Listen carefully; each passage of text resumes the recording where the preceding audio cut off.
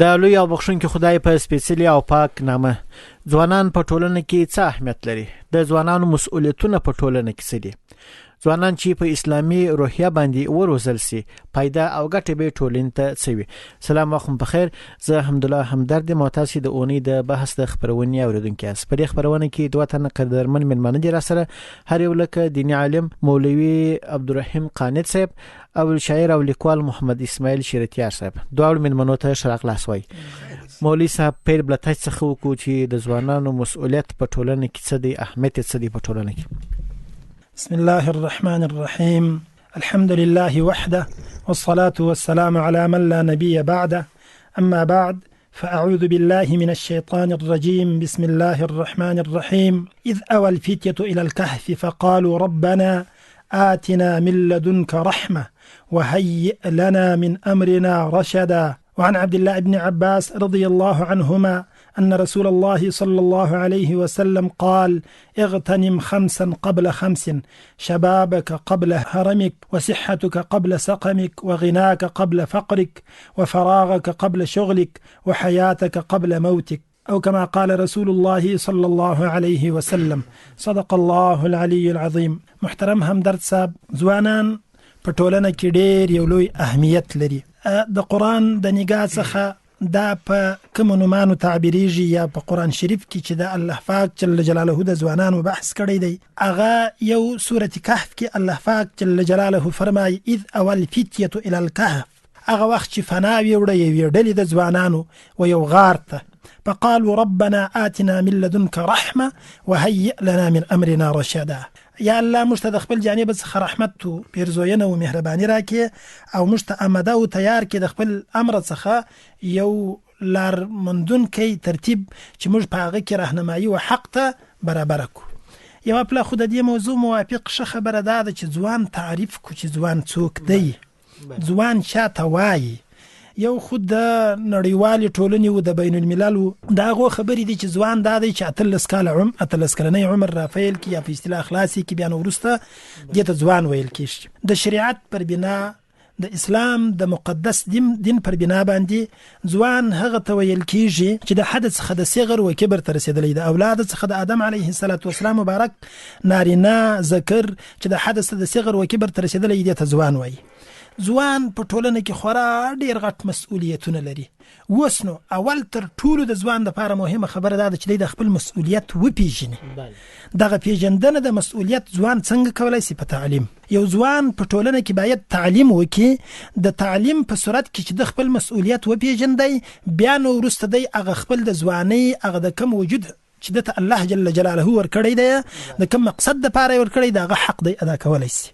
یو ځوان بالفرض څو ابعاد لري. یو ځوان پلار دی، یو ځوان متعلم دی، یو ځوان مدرس دی په مدرسه کې یا په اصطلاح معلم دی په مکتب په پانتون کې، یو ځوان هغه استاد دی په پانتون کې. د دې هر یو ځان ته مسؤلیتونه دي. یو مثال دی، زه اوس په ټولنه کې یو ځوان یم د یو استاد په حیث. زه باید یو داسې شاګرد وروزم په مدرسه کې، زه باید یو داسې شاګرد وروزم که زه معلم یم په مکتب کې چې د غزما شاګرد سبب په هغه کومه برنامه هغه کوم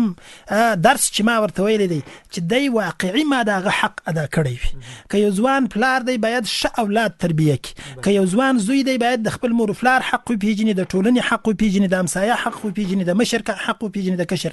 بیا دغسې ځوانان چې هغه هر یو خپل مسؤلیت ته ژمن سي او مسؤلیت یو پله وپیژني چې زه الله جل جلاله د کوم مقصد دپاره پیدا کړی یم، زه باید څنګه یو بریالی انسان جوړ سم، زه باید یو څنګه کامیاب سړی جوړ سم، زما په توسط دا ټولنه څنګه باید ترقی وکړي. د دې تر ټولو اول صورت دا دی چې انسان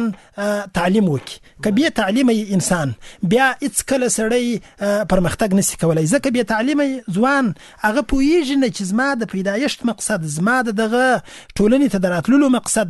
هغه څه دی، یا زما پلار پر ما څه حق لري، یا زما اکا پر ما څه حق لري، یا زما مور پر ما څه حق لري، یا دا ټولنه پر ما څه حق لري، یا ټولنه زما څه باید څنګه مستفیده سي.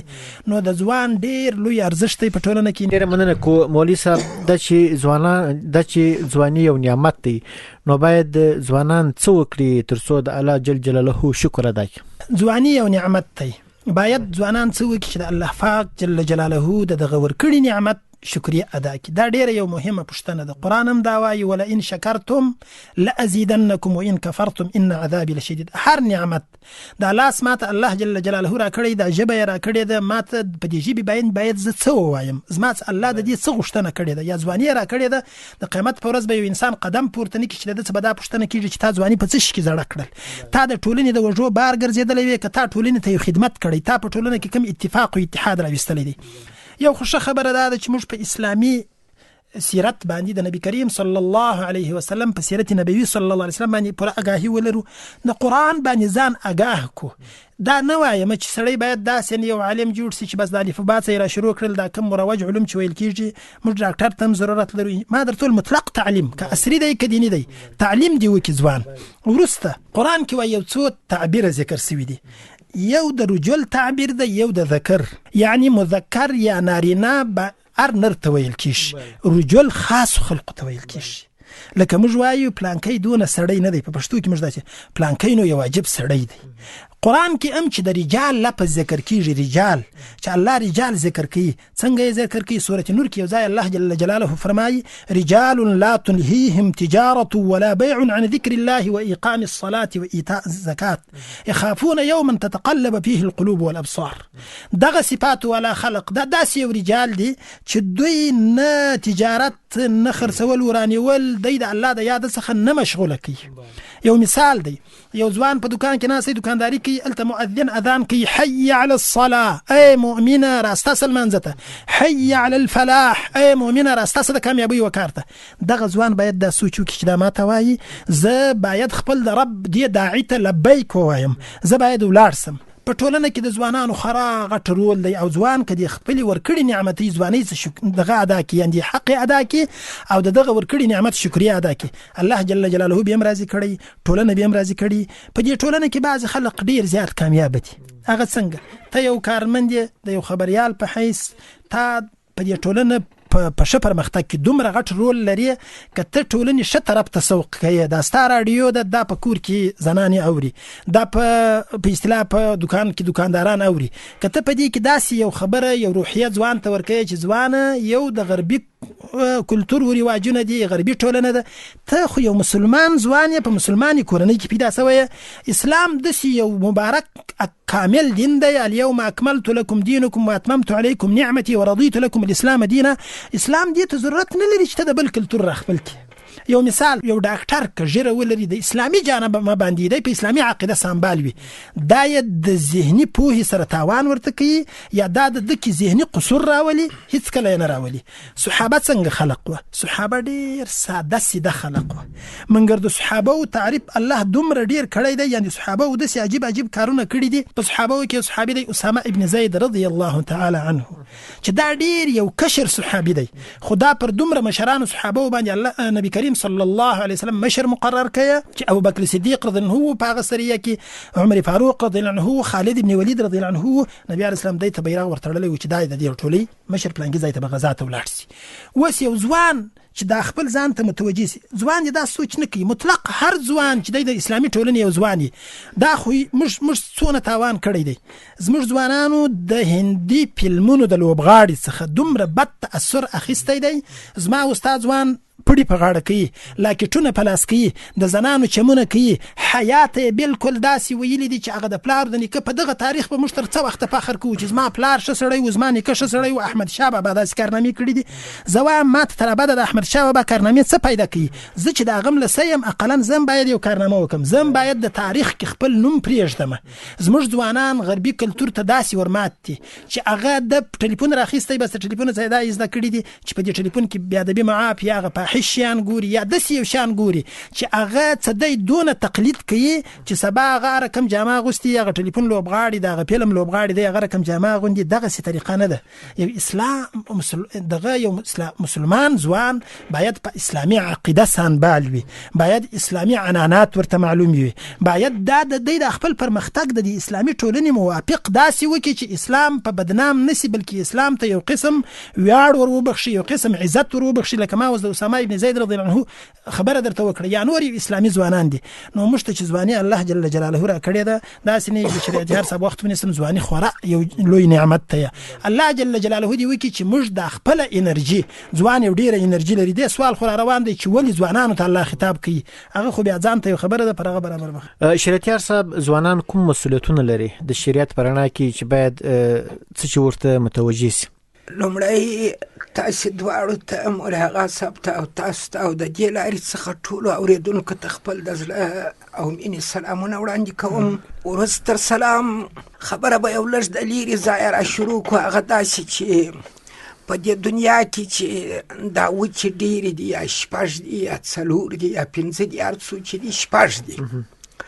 په د هرې وچې کې هېوادونه ډېر دي چې هر یو د بل سره خپل ویش لري خپل سرحدونه لري په دې ویشونو کې یوه وچه چې ده هغه د اسیا ده او موږ د دې اسیا په وچه کې د افغانستان په هېواد کې اوسېږو هر هېواد هغه که کفري دی که اسلامي هېواد دی خپل وځان ته دوی کلتور لري دین لري عنعنه لري یا یې صحیح یا یې غلط خو لري یو سیستم لري هغوی غواړي چې د خپل ټول ځوان قشر چې دی د هغوی دپاره داسې متجرب استادان پیدا کړي چې هغوی یې پر د خپل طریقه وساتي هغه خپل زړه لارو کلتور چې دی هغه کلچر هغه په وپېژني بله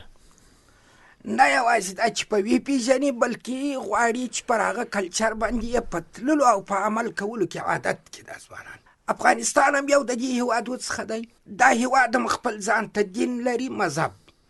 خپل ځان ته کلتور لري او خپل ځان ته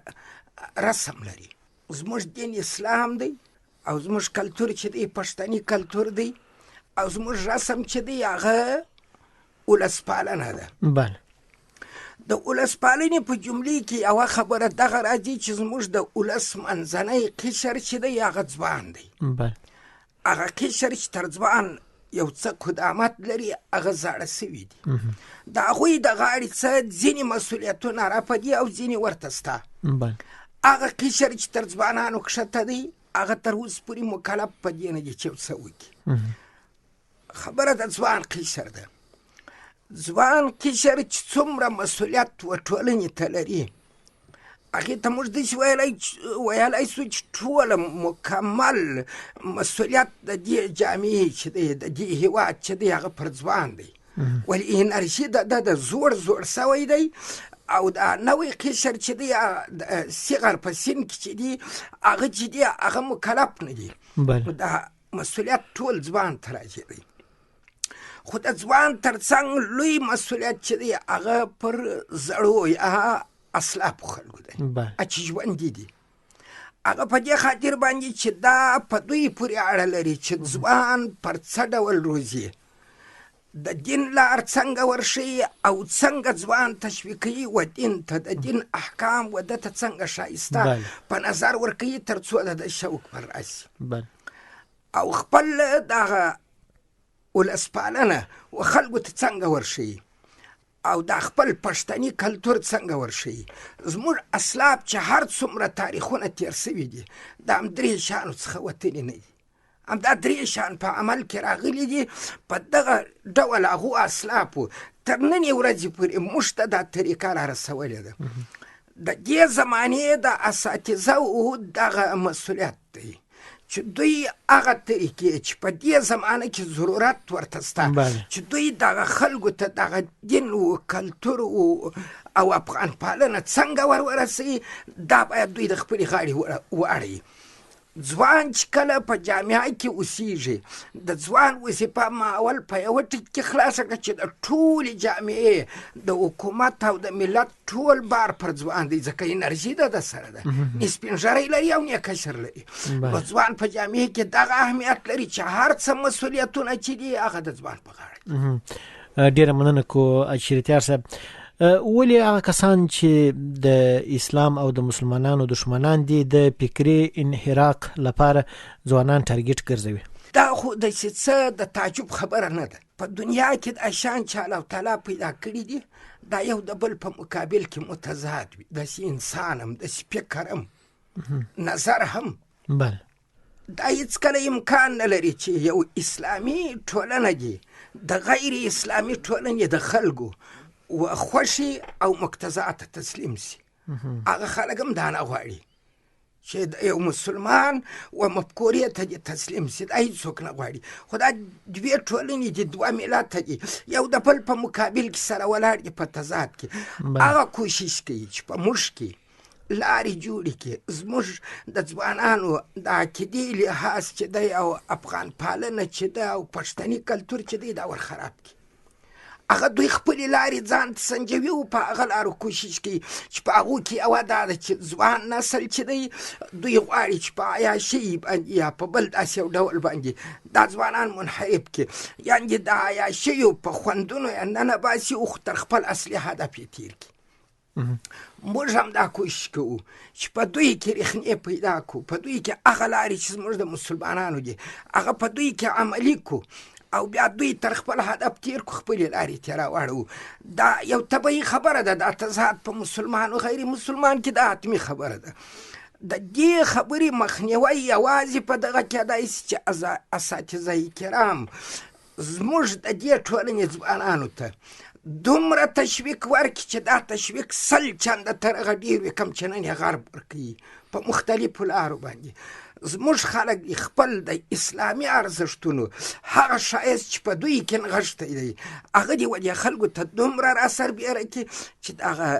د غیر اسلامي خلکو کومه ارزښتونه چې د دوی په نامه د دوی په اصطلاح خلکو ته وایي هغه ورته بدرنګ معلوم شي. نو دا وظیفه زموږ ده، دوی به خود ځوانان ټارګېټوي یا په دې خاطر چې ځوان انرژي لري. موږ په اول سر کې بیرته خپلې خبرې ته راځم چې دوی ځوان په دې ټارګېټوي چې دا ځوان چې دی د دا ټولنې مسؤلیت او هر څه د ځوان پر وژو دي، دا د سپین ږیري پر وژو هم نه دي، د کوچني پر وژو هم نه دي. ډېره مننه کوشیرتیار صاحب. مولوي صاحب محترم، دا چې ځوانان چې په اسلامي روحیه باندې وروزل سي پیدا به اسلامي ټولنې ته څه وي؟ الحمدلله یو ځوان چې وروزل سي دا روزنه یو څنګه ترتیب دی. نبی کریم صلی الله علیه وسلم چې مبعوث په مکه مکرمه کې دومره یو د وحشت او د یو دا رقم بربریت او د ظلم وخت چې سورة کویرت کې الله جل جلاله فرمایي وإذا الموءودة سئلت بأي ذنب قتلت. د یو ماشومې انجلۍ څخه چې سړي سخت زړه پر سوځل کېږي د هغې څه به دا پوښتنه وسي چې ته په کومې ګناه سره ووژل سولې. یعنې هلته ډېر خلق داسې په یو حالت کې وه چې دوی دغه هلته خلک په یو داسې حالت کې و چې هېڅ انساني حقوق یې نه مراعاتوله، بس هر څه چې و یعنې یو ظلم و یو تجاوز روان و. نبي کریم صلی الله علیه وسلم چې رالی صحابه یې داسې وروزله. قرآن شریف کې الله پاک جل جلاله فرمایي د سورة احزاب آیات ته من المؤمنین رجال صدقوا ما عاهدوا الله عليه فمنهم من قضى نحبه ومنهم من ينتظر وما بدلوا تبديلا. د مسلمانانو څخه بعضې خلق دي، ما مخکې ته اشاره وکړله چې قرآن کې الله بعضې انسانان پر رجل یاد کړي دي. دا رجولیت په انسان کې یو ډېر غټ صفت دی، متاسفانه چې په موږ کې نسته. کاش کې الله جل جلاله را پکښې پیدا کړي. رجولیت په دا مطلب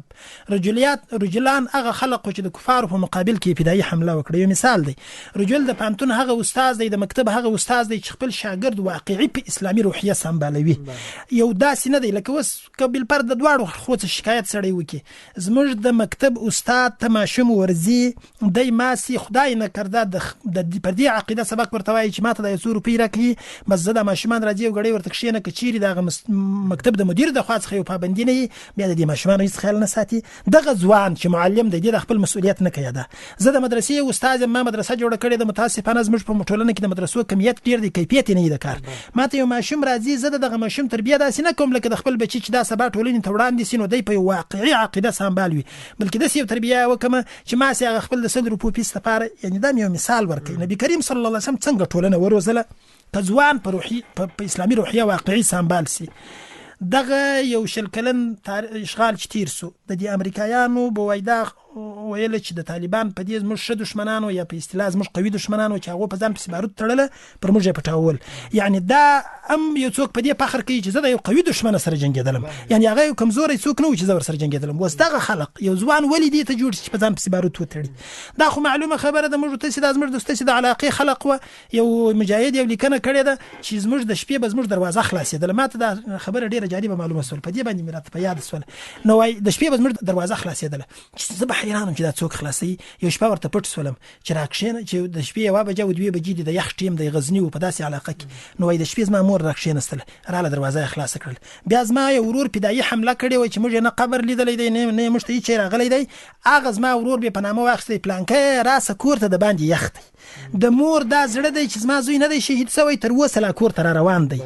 دغه ځوان چې په دغه روحیه وسمبال سي بیا هغه داسې قرباني ورکوي. اوس نو که یو ځوان زه په دې باندې روحیه سمبال کم چې ځوانه ته ښه درس ووایه ساسه به ډاکټر جوړ سي، ځوانه ته ښه درس ووایه ساسه به انجینر جوړ سي، ځوانه ته ښه تعلیم وکړه د قرآن حفظ صحیح ادا کړه، دغه علم چې کوي واقعي علم یې زده کړه، ته به سبا د دې ټولنې د وژو بار نه بلکې ته به سبا د ټولنې ته فایده ورسوي. نو دغسې ځوانان که په واقعي په اسلامي روحیه سمبال سي هغه به بیا هیڅ کله د دشمن د سیسو ښکار نسي. تا مخکې پوښتنه وکړله، هغه د پوښتنې په جواب کې چې د شریعتیار صاحب چې وکړه، زما یو لږ دا خبره په ذهن کې راځي چې بالفرض کفار یا نړیوال یا غرب یا شرق یعنې زموږ دشمنان یهود او نصارا هغه ولې زموږ ځوان قشر ته متوجه دی، ولې سپین ږیرو ته نه دی متوجه، ماشومانو ته؟ دا خبره ده الحمدلله ښه واضحه کړله چې ماشوم خو بیخي مکلف نه دی او د ځوان سره چې کومه انرژي ده هغه نه په سپین ږیري کې شته او نه په ماشوم کې. د دې ځوانانو ذهنونه داسې دي، د ځوانانو څخه د ډېرو شیانو طمع کېږي. بالفرض تا اوس د ځان سره یو عقیده جوړه کړې، د شریعتیار صاحب د ځان سره یو عقیده جوړه کړې، د ما د ځان سره اوس موږ زما عمر تقریبا 40 کاله لا یو کال دوه کې اضافه کم خو نه دی. اوس زما یو عقیده جوړه سوې ده، خدای دې نه کوي بلا دغه عقیده نه راڅه اوړي چې 10 کاله یو څوک کار را باندې وکړي. از موږ د سر په کتابونه وایي د انفعال ماده ختمه سوې ده، تاثر نور نه قبلوي، ځوان تاثر قبلوي په یو لږ شي، دښمن په یو داسې شي خوشاله کی. اوس بالفرض وایم زه به دا خبره به نه کې لږ د ساده الفاظو کې ووایم، زموږ ځوانانو په ټلیفون کې څه شي ګوري؟ هندي سریالونه. اوس دغه ځوان د دې ټلیفون څخه دا استفاده ونه کړله چې کوم یې نور نړیوال ځینې کوي چې دی په هغه کې یو اختراع وکړي، یو علمي څېړنه وکړي، یو مقاله ځینې ولیکي د انټرنیټ د لارې څخه، بلکې ځوان د خپل وخت پر عبث کوي چې د شپې تر 12 بجې باندې دی هندي سریالو ته ناست دی، یو ژبه غني کې نه یو ژبه یې زده کړه، هېڅ داسې یو کار یې ونه کوي. هغه غربي هغه د هندوانو کلتور، هغه د نورو کلتور، هغه د ذهن ته رالی. ځوان پر دې سوچ ونه کوي چې راسه د احمدشاه بابا تاریخ وګورم. نن مې بیخي ډېری طالبان په درس کې ناست او پوښتنه مې ځینې وکړه چې احمدشاه بابا په څو کلنۍ کې د افغانستان رئیس جمهور سوی یا په اصطلاح باچا سوی دی او په څلور کلنۍ کې وفات سوی دی. ډېری شاګردان پر دې چوپ سو. که زما څه پوښتنه وکړم شاید چې سم نه راته معلوم، موږ خپل تاریخ نه دی لوستلی، د نبي کریم صلی الله علیه وسلم سیرت نه دی لوستلی. زه وایم زما څه یو بریالی کس جوړ سي منګر خو عمل می د قول سره مخالف دی، هغه عمل نه کوم. نو د دې وجه څخه بیا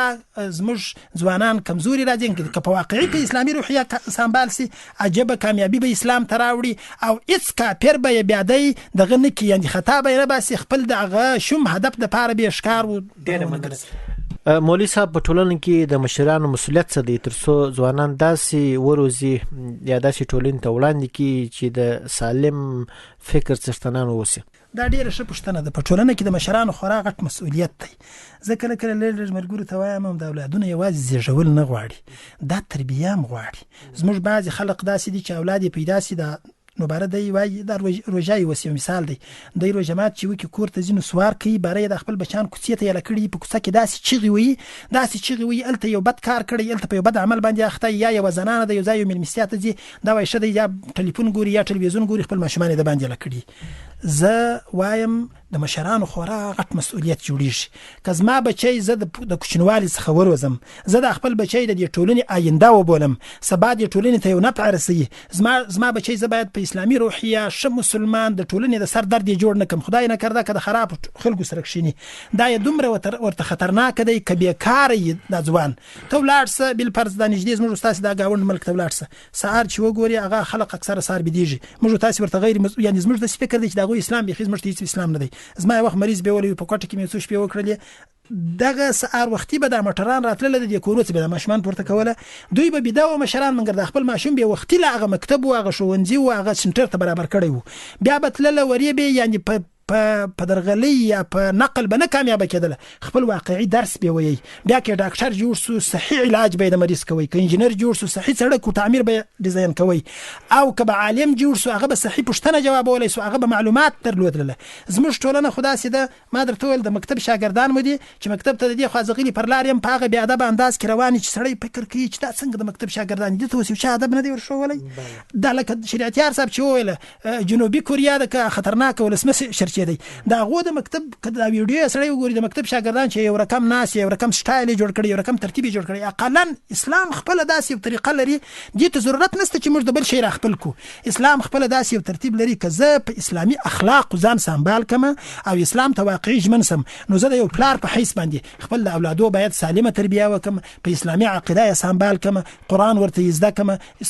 د مسلمان عقیده ورته یزدا کم د غرب هغه شم اهداف وروشم چې بچي د کافر کلتور دی د مش کلتور نه دی دا مر خپل کوه کما شران دا خبره ورته کې خپل بچ دا نه معنی چې ټول د مدرسې ته واچي زما مطلب دا نه دی زه وایم دا خو ځان ته یو خبره ده په مش کې خودسي وسراغلی واستبلاش احمد شاه بابا وګوره هغه څومره بدی یعنی ار یو مش د ملک یو داس سړی چې تر سوي چې په تاریخ کې نوم لیکل سوی دی هغه به خامخا په اسلامي روحیه سمبال سړی وي شریعتیار صاحب هغه ځوانان چې د اسلامي نظام سره پر همکار نه دي او د پردیو د تبلیغاتو تر اغیز لاندې راغلي دي تاسو هغه ته څه ډول پیغام لري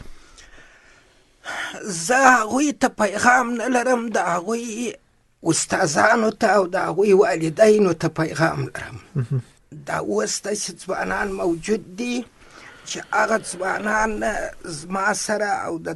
پلار سره چې هغه هم زما شاګردان دي د دوی سره اوسېدلي دي هغه ځوان اوس ما ته راځي دغه د هوا او هوس پرېږدي هغه راځي زه د تصوف لیکنې په کوم په اصلاح کوم کمپیوټر هم دی ما ته راوړي اصلاح کوم هم زه په لارې هم زه ورښیم امر هم زه ورته کوم چې دا کار داسې وکړه دا خلک ما پر دې لار روان کړي دي هغه اوس دې لارې ته تشویق سوي دا لار ښایسته ورته معلومه سوې ده کم کسان چې نن د مسلمان یا د مسلمان د خط سیر سره همکار نه دي دا د خراب تربیې په خاطر دي دې ته استاد توجه نه ده کړې دې ته مور پلار لکه حاجي مولوي صاحب چې توضیح ورکړه هغو توجه نه ده ورته کړې دې ته سمه توجه نه ده سوې زه اوس مور پلار ته وایم استاد ته وایم چې دغه نوی کشر چې دی د خدای روی دی پر هر سین چې دی هر وخت چې دی تاسو د خپل اولادونه کنټرول کوي د اسلام دین په هغه طریقه چې مناسب دی تاسو یو دوی ته وروښیاست دا امکان نه لري چې اسلام دې په اصلي طریقه یو چاته توضیح سي ورودي شول سي ورته تشریح دي سي او دا د اسلام دین دې بیا خپل ښایسته انځور نه کې ښکاره اتمن دی خبره په دې کې ده چې زه د هغه خلکو څه ګیله لرم چې هغوی غفلت کوي زه هم د ځوانانو په باب چې څوک غفلت کوي دا دا معنا لري چې د آینده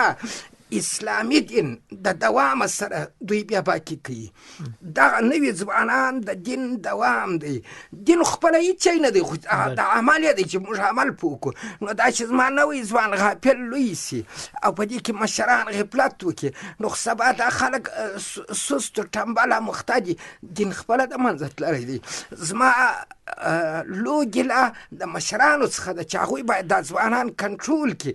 هېڅ ځوان هېڅ امکان نه لري چې دی تر تربیه او روزنې لاندې ونیول سي او دی د لارې ته رانسي ډېره مننه کوم شریعتیار صاحب کور مودان قدرمنو اورېدونکو د خپرونې لپاره بیل سوی وخت همدومره و د درنو مېلمنو او ګران اورېدونکو څخه مننه کوم چې تر دې مهاله پرې سره ملتیا وکړله پر الله مو سپارم